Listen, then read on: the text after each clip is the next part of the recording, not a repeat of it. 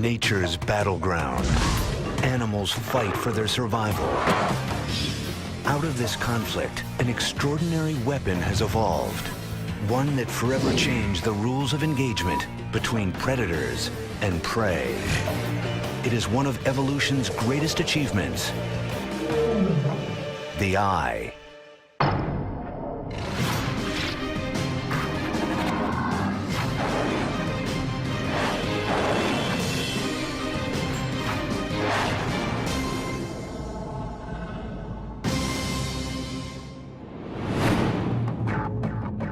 The animal kingdom encompasses millions of species, and more than 95% of them share a common trait: the power of sight.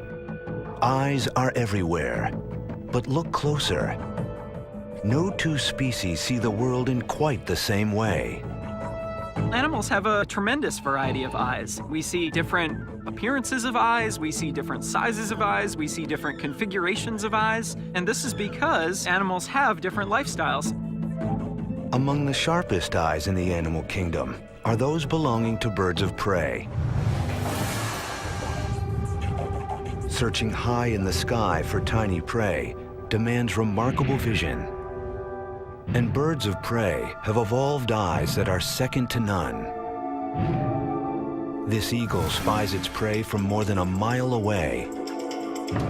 Even while diving at speeds of 200 miles per hour, it tracks its target with deadly precision.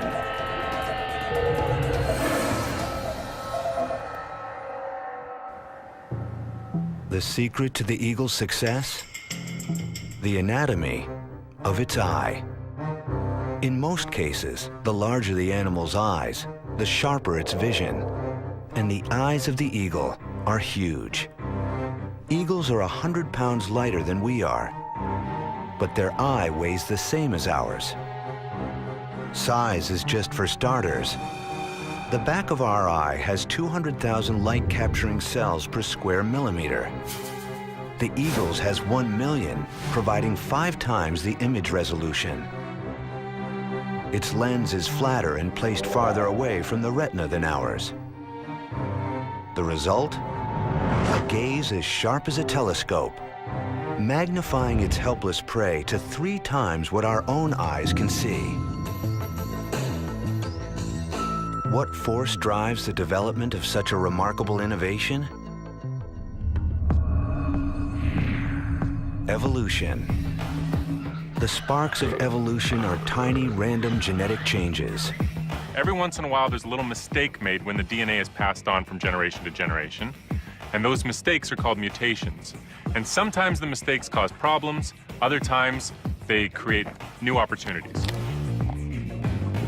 Mutations that boost survival and reproduction are favored by natural selection. Species that can't adapt disappear. 99% of all species have gone extinct over time.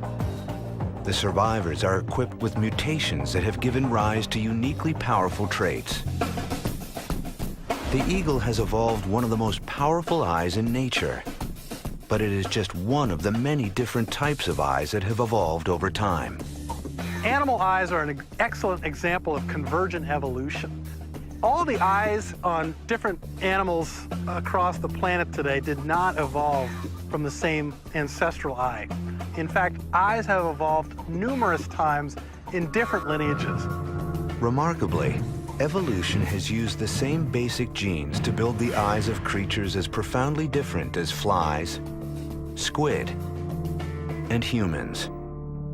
Research points to an origin for these building blocks of all vision 600 million years ago. The Earth's oceans are calm. There are no monstrous predators to contend with, no creatures armed and ready for combat. Sea life is simple. Animals come in 2 sizes, small and extra small. They're soft, with little protection, and they have one speed, slow.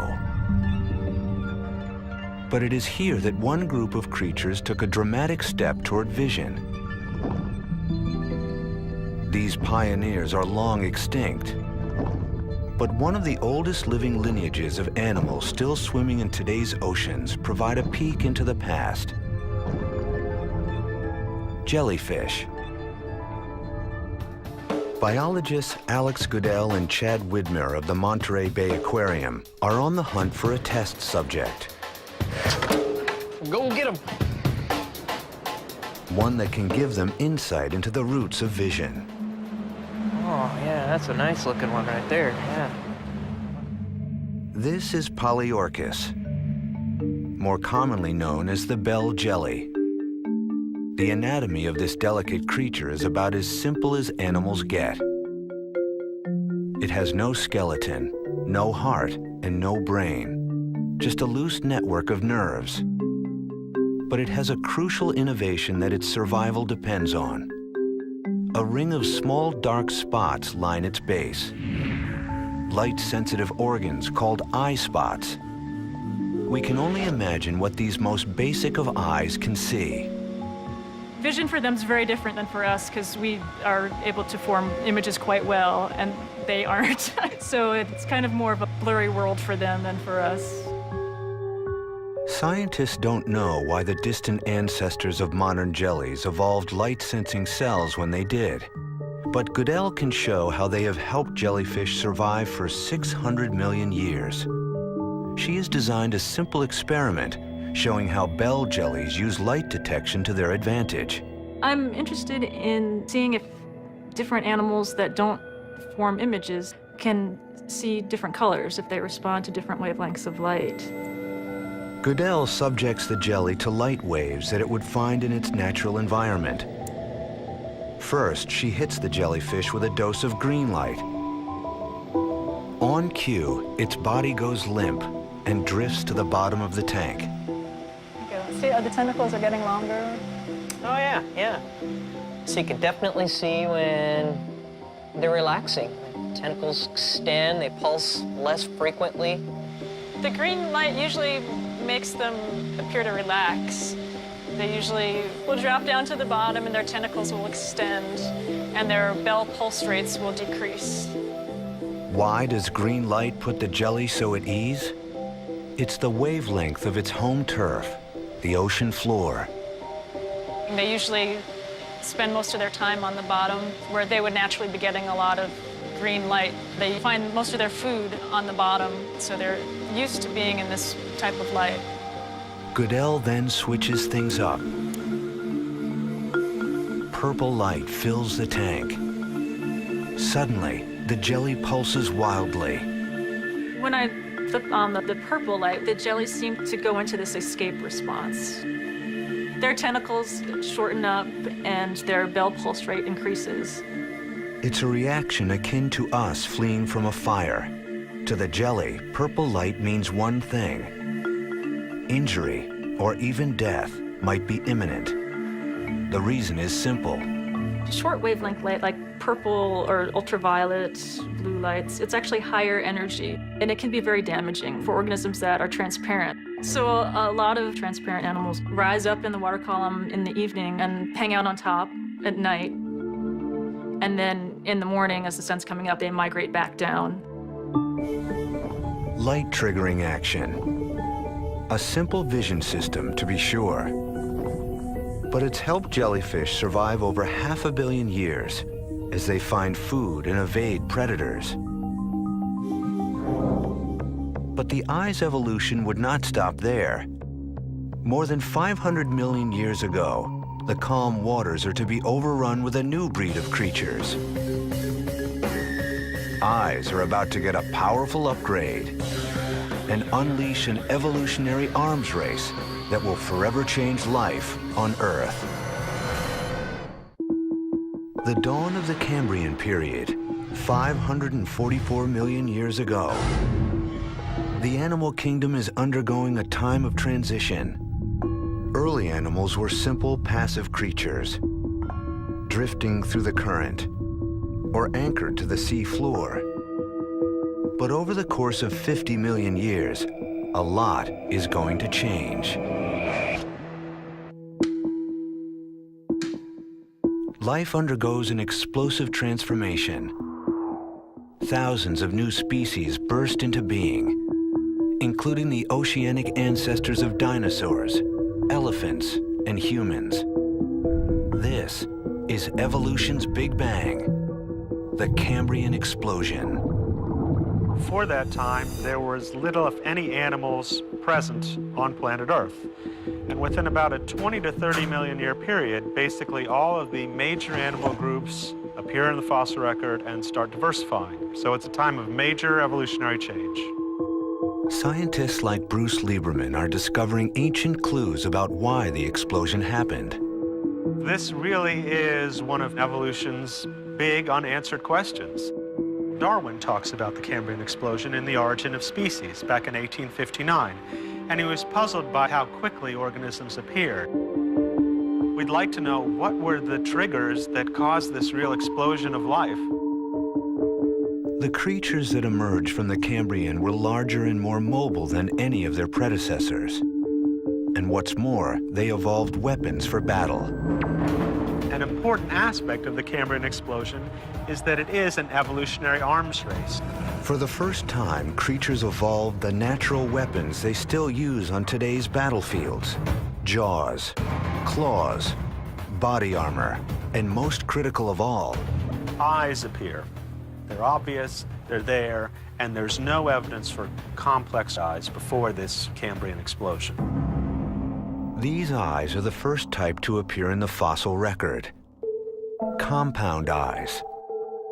The invention of a group of arthropods called trilobites. Arthropods are joint-limbed animals that today include things like crustaceans, insects, spiders, and so on. The compound eye is a type of eye that's possessed by these arthropods. On closer look, it's clear that these eyes are nothing like our own. So you can see these two round structures on the head, and when you look at them in detail, you can see small circular bodies in a series of rows. Each row has several of these circles, and when we look at them, you can recognize that these are eyes with many lenses. Trilobite eyes are one of the earliest results of the animal kingdom's most feverish arms race. Coincidence? Or was the evolution of more powerful eyes the spark that triggered the Cambrian explosion? Eyesight is part and parcel with predation and things avoiding predators.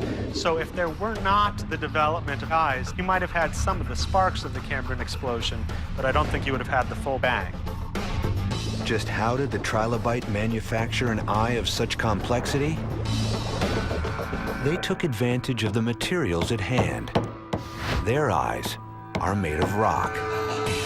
This rock is calcite, and in fact, it's the same rock or mineral that makes up the trilobite eye. Trilobites secreted this mineral from their skin to form both their rigid shells and equally rigid eyes. That's what their skeleton was made of. They had to evolve an eye out of this substance. So it means we've got a beautiful record of what their eyes looked like. Without calcite, trilobites would be not only naked, but blind. These crystal eyes represented a major advance from the simpler light-sensing cells that came before, and likely gave trilobites a supreme survival advantage. The eyes present before the Cambrian explosion would have been nowhere near as complex as the type of eye that you'd see in a trilobite. The compound eye would have allowed them to better track down prey or find dead carcasses of things to eat. True visionaries, trilobites diversify and endure for nearly 300 million years before a mass extinction event wipes out the last of their species.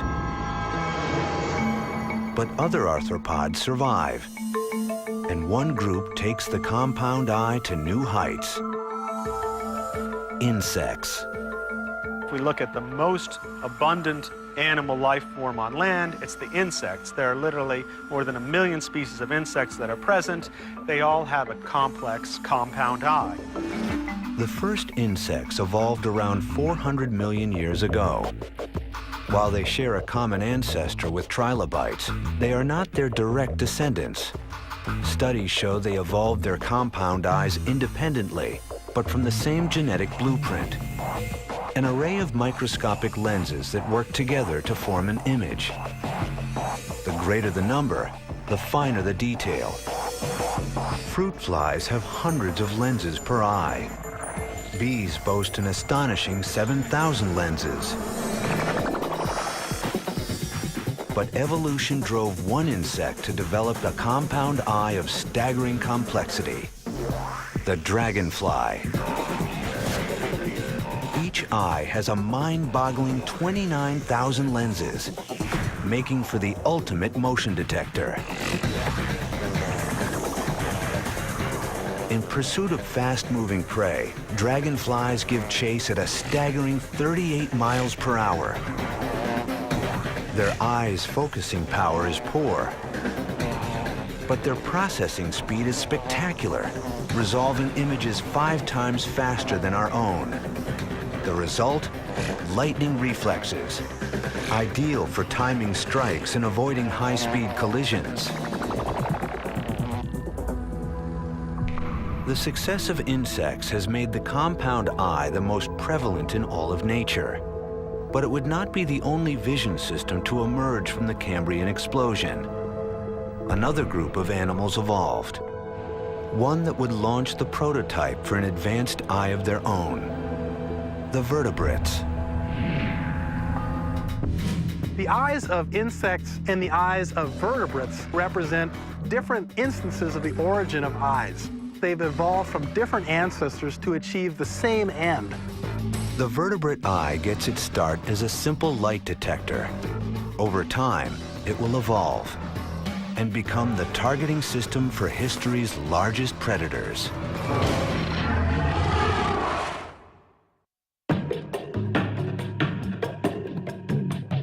When we look at Earth's creatures, we find that many of them look back with an eye akin to our own. In fact, one type of eye powers the vision of all vertebrates, animals with a backbone. A single-lensed camera made of soft tissue, known as the vertebrate eye. The vertebrate line includes reptiles, mammals, and birds. And they all have a common ancestor: a primitive worm-like animal that lived during the time of the Cambrian explosion. How this creature's crude eyes developed into the intricate organs we see with today has fascinated scientists since Darwin. The vertebrate eye is really an icon of evolution. Early detractors of Darwin used it as an example of a feature that is so unbelievably complicated, and it's so obviously a machine, and there's so obviously the mark of an intelligent designer there. Darwin's famous response was to go through a series of intermediate evolutionary steps and show how you could start with a cluster of photosensitive cells on the surface of the skin. From there, you could create a pit eye, which essentially putting those photosensitive cells at the bottom of a pit creates the first directional sensitivity.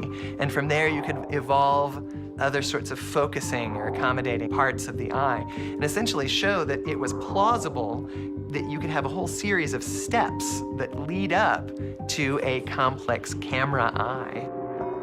This new eye would sweep through the ocean, providing an advanced weapon in the escalating battle between predators and their prey. The genes for building the eye were passed down to all the branches of the vertebrate tree, from the first fish to sharks, and on to shallow water swimmers who would boldly set their sights on an unexploited world. Land, a new arena that one group of predators would come to dominate. These creatures, carnivorous dinosaurs, first evolved 230 million years ago. For the next 160 million years, they would rule the animal kingdom, littering the fossil record with the bones of their vanquished prey. What was it that made carnivorous dinosaurs such successful predators? Was it their size, their speed, their array of vicious weapons? Such traits are the stuff of any megapredator, but they're useless without another key skill: the ability to target prey. Carnivorous dinosaurs surely possess some of the largest eyes in history.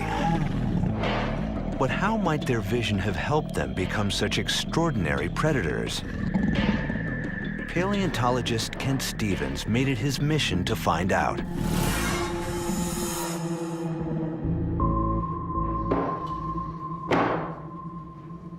Very interesting to know what it was like to be a dinosaur. What kind of vision did it have? How did it use its eyes?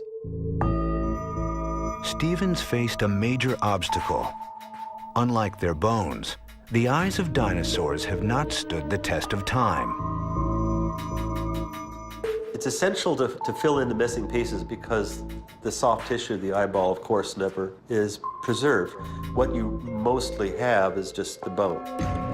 Stevens used the bones to make scale models of dinosaur heads.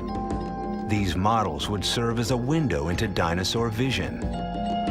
What I came up with is a way to estimate how well the dinosaur could look out into the world by my looking at the animal.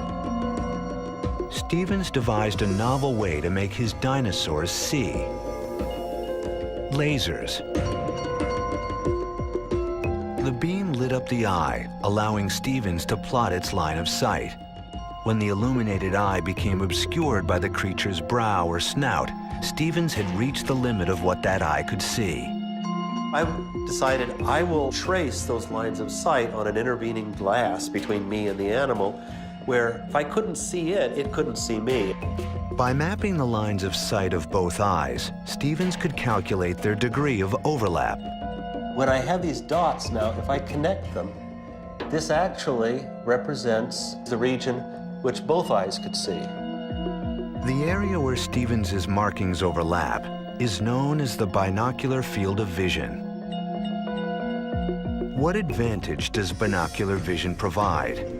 Binocular vision, seeing something with two eyes, is very good for making fine depth judgments. If you have two eyes and you can simultaneously focus on an object in space in front of you, your brain can do a little bit of trig and decide exactly how far away that object is. How would this aid a predator?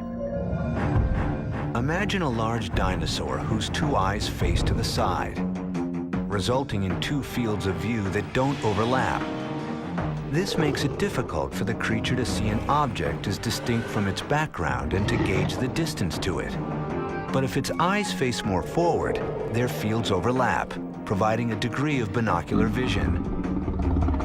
Suddenly, it's a 3D world.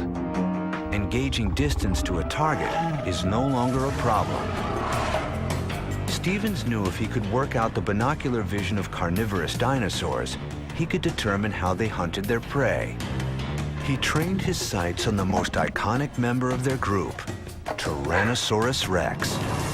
With 13-inch canines, this 6-ton beast was certainly armed to the teeth. But did T-Rex have the targeting system to back up its bite?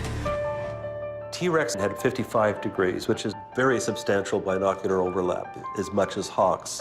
Stevens concluded that this vision system allowed T-Rex to target its prey at a distance and pursue it on the run.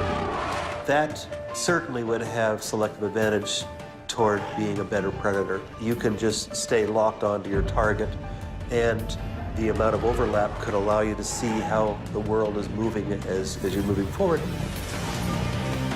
3D vision was a vital part of T-Rex's arsenal. And looking at skulls from different points in the animal's history, Stevens found it evolved even better 3D vision over time. Its snout narrowed and its cheeks hollowed out to allow for increasingly forward-facing eyes. These animals reshaped their heads evolutionarily for a purpose. You see this steady progression toward more and more binocular vision, so it must have been of advantage to the animal. With forward-facing 4-inch diameter eyes, T-Rex's vision likely ranked among the most detailed in the animal kingdom. But as Stevens discovered, not all carnivorous dinosaurs could hope to follow T-Rex's lead. This is Allosaurus. He was the top predator in the late Jurassic. This animal has very lateral-facing eyes. And not only that, but there's a whole structure here along the top of the snout of this animal, which completely obliterates the view from the left eye to the animal's right and vice versa. So this animal has essentially blinders on it that keep it from being able to have a very wide field of view. Allosaurus turns out to have about 20 degrees of binocular overlap. How could a dinosaur saddled with blinders be a top dog of the Jurassic? It turns out less binocular vision led Allosaurus to assume a craftier mode of predation. Modern predators that have so little overlap between the two eyes, you tend to find that they are ambush predators, like a modern crocodile. One of the important aspects of an ambush predator is to be able to have surveillance and awareness of what's going on around it. So the idea of lateral-facing eyes is completely consistent with an ambush predator. They basically wait until the meal comes to them. They have a task of judging whether the time is right to lunge and try to take out the prey.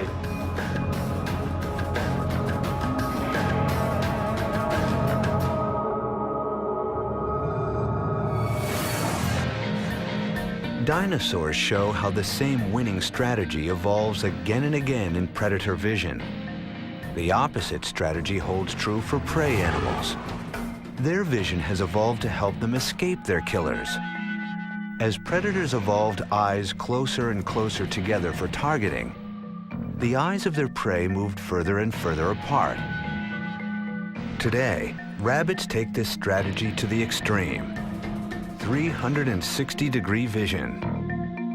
Rabbit eyes evolved to sit high into the sides of its skull. While its vision is not three-dimensional, it allows the rabbit to see any threat at any angle. Rabbits, like humans, are mammals. And back when dinosaurs still ruled the Earth, our mammal ancestors had to do much more than keep an eye out. To survive, they had to find a new niche in vision, one that would allow them to coexist with creatures threatening their existence.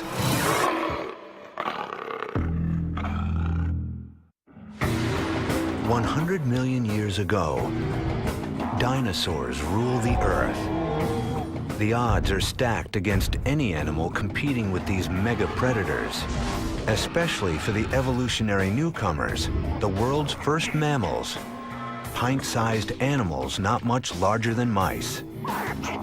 When the dinosaurs were running around, there were also mammals. But the only mammals that were around were very small, they'd fit in the palm of your hand, and they were just trying to keep out of the way of the dinosaurs.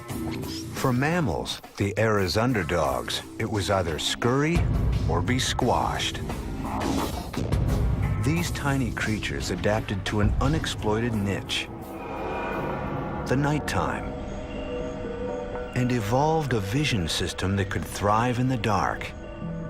Night vision, a triumph of eye evolution and a trait essential for survival in many mammal species today. Many varieties of modern mammals also see well in the dark, and many of them are also nocturnal. And in some cases, at least, this is probably left over from their evolutionary heritage as small mammals hiding in the shadows of dinosaurs, emerging at night and feeding. What changes did evolution make to the eyes of nocturnal animals? That's a question Chris Kirk is trying to answer. I tell my friends it's one of those things that you would have expected that somebody back in the 18th century went around collecting eyeballs. But to my surprise, when I started looking for data on just the gross anatomy of the eye, there was very little that had been published. And so spent, about 1.5 years collecting eyes. Kirk uses his extensive collection of eyeballs to study the mechanics of night vision. By putting his subjects eyeball to eyeball, he's able to compare them and see how their anatomy has evolved to deal with the dark.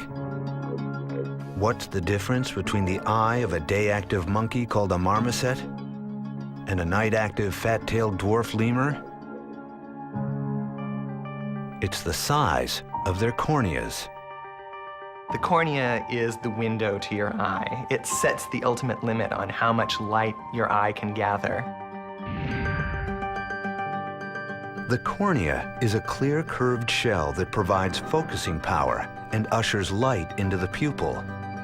The light hits the retina, where it is converted into electrical impulses that are funneled through the optic nerve to the brain. A complex process in the blink of an eye. The diurnal monkey has got a very small cornea because it doesn't need to let in as much light, which you can see here, as the nocturnal lemur, which has a very large cornea that takes up nearly the entire anterior surface of the eyeball. For night hunters, a bigger cornea is key to catching fast-moving critters in the dark. And one night hunter has pushed this anatomy to the max. Tarsiers are something completely unique. There's nothing else like this in the world of vertebrate eyes. The diameter of the tarsier cornea is almost equal to the diameter of the eyeball. There are 5,400 species of mammals. Relative to size, none have eyes as large as the tarsier.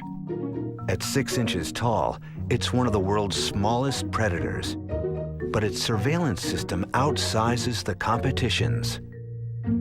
So tarsiers need both highly sensitive vision and acute vision.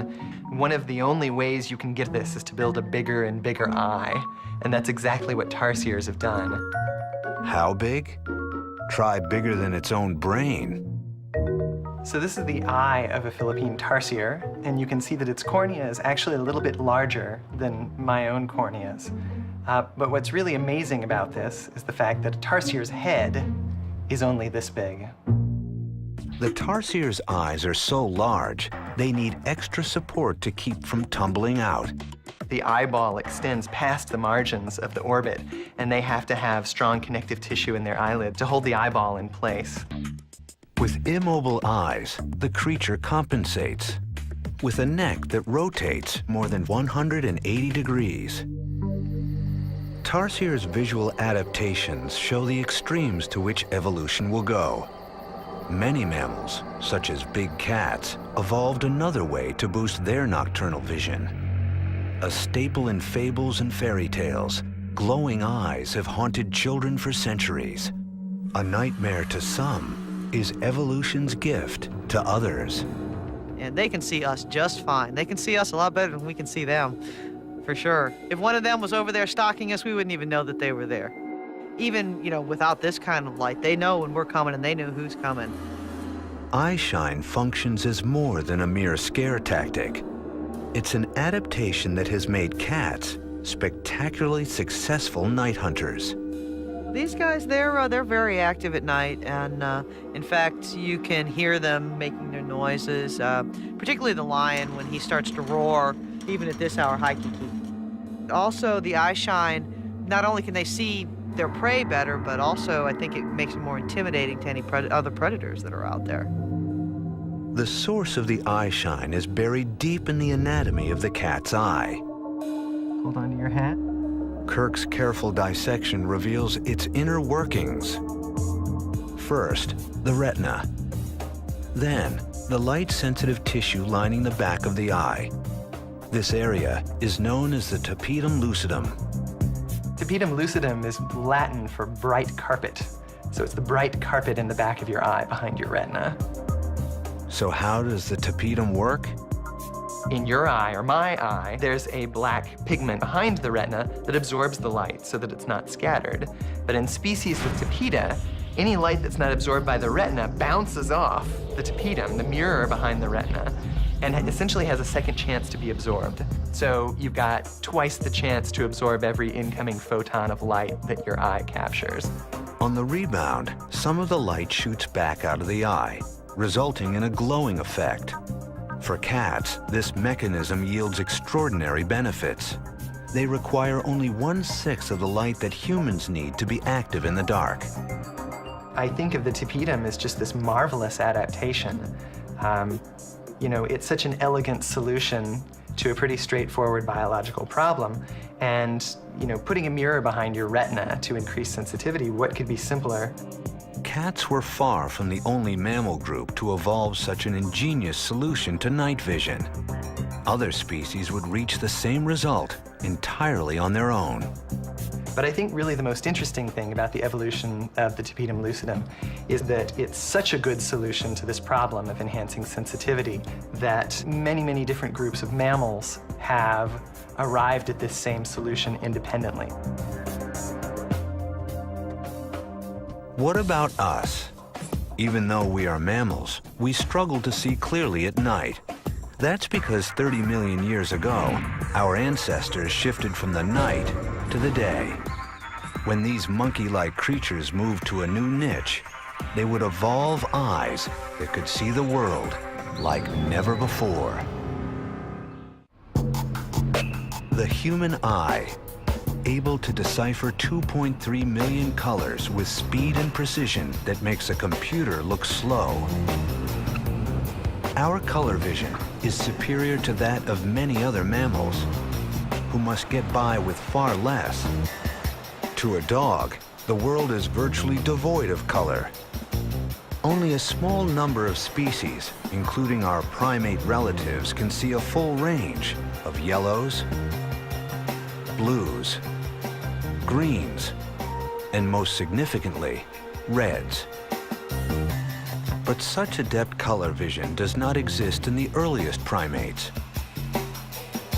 Its evolution has its roots in the aftermath of a mass extinction. About 66 million years ago, a gigantic asteroid caused the extinction of all non-avian dinosaurs and paved the way for the rise of mammals. After the dinosaurs disappear, mammals radiate. All of a sudden, they start diversifying, and one group of mammals is the primates, and they go straight for the trees. Once primates settle into the forest canopy, they evolve into new species.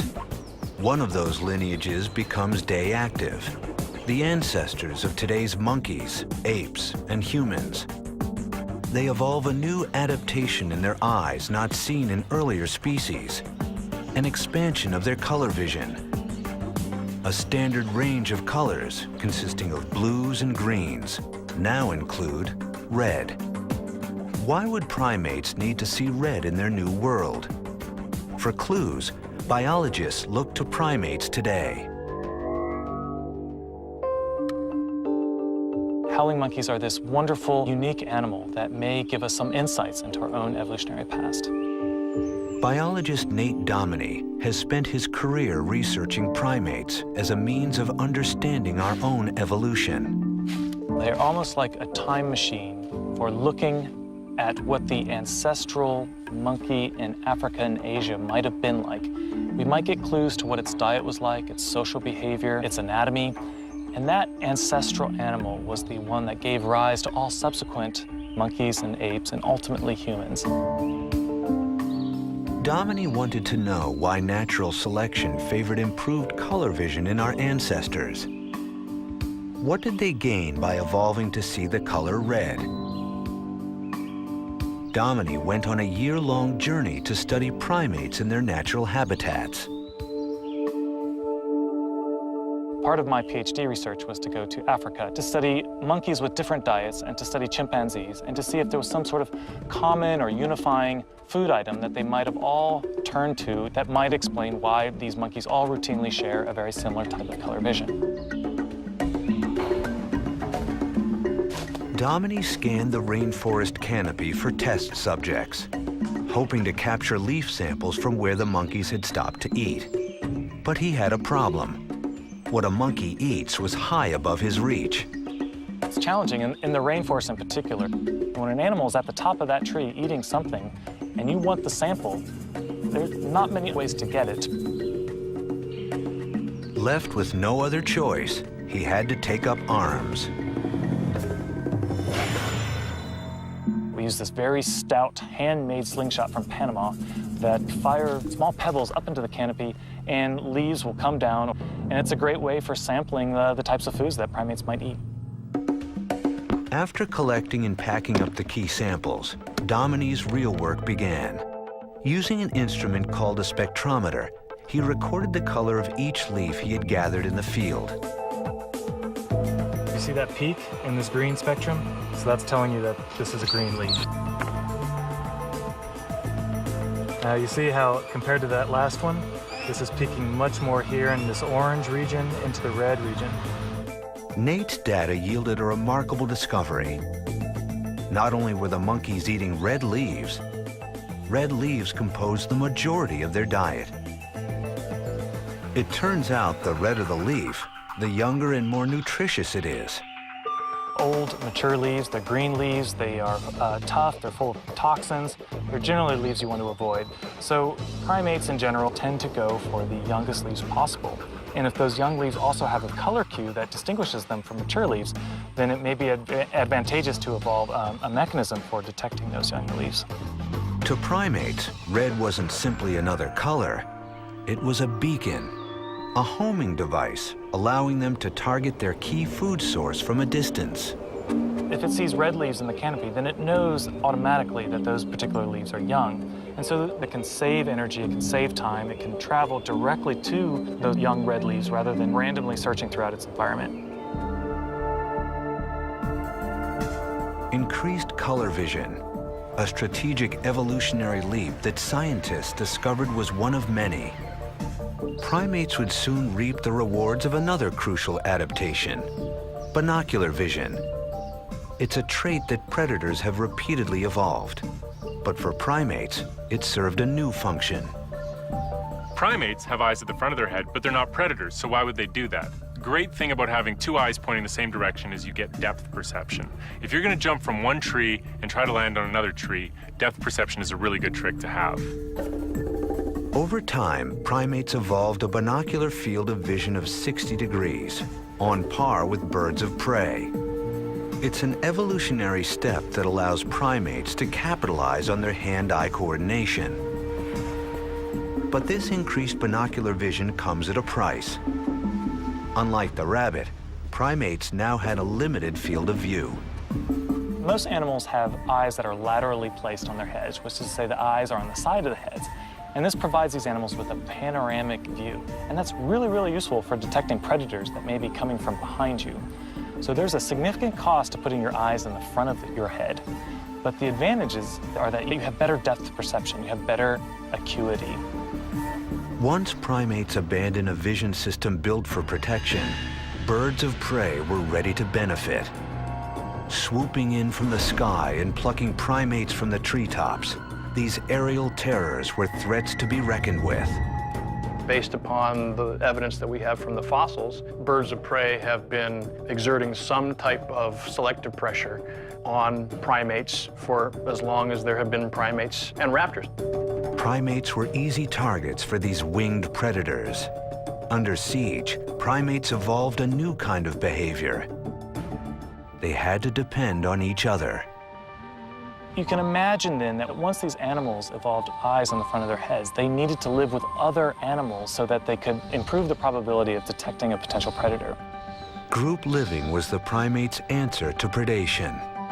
It allowed them to maintain their high degree of binocular field of vision without sacrificing safety.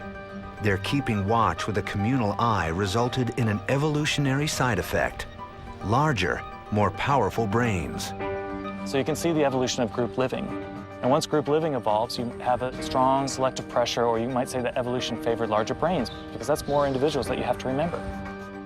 Fossils show how the visual system of primates improved over time. Both the eye sockets and the optic nerve canal grew larger as brain size increased. Primates put huge demands on their sight, from color vision to increased binocular vision. They became extremely sensitive to the slightest change of expression on the faces of other primates. This increased need for visual processing fueled the development of intelligence. And you can see how this sort of runaway process for group living, larger brains, avoiding predation could give you the suite of characteristics that define the primate order to which we belong. A complex and mysterious organ, one that has fueled evolution for more than 500 million years.